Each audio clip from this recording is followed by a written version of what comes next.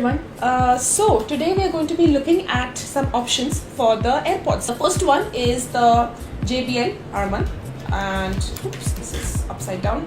So as you can see, it is very portable. It is very sleek. It looks great. The AirPods are tiny.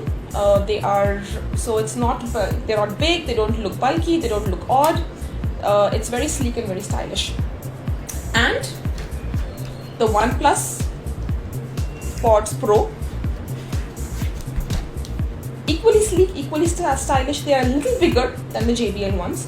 So if you're looking for something that is smaller, then the JBL is a better option.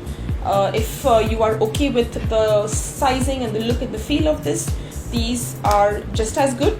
And at R3 Factory, you can get them again at very decent price. The JBL Harman is only for 180 dirhams, which can go down further if needed, and the OnePlus is 250 dirhams. Again, pre-used, pre-owned, but as you can see, as good as new. No difference between this and something that is brand new out in the market except the price. And who doesn't like a good deal when you can get one? So do come to R3 Factory, check out our stock of headphones, of AirPods, of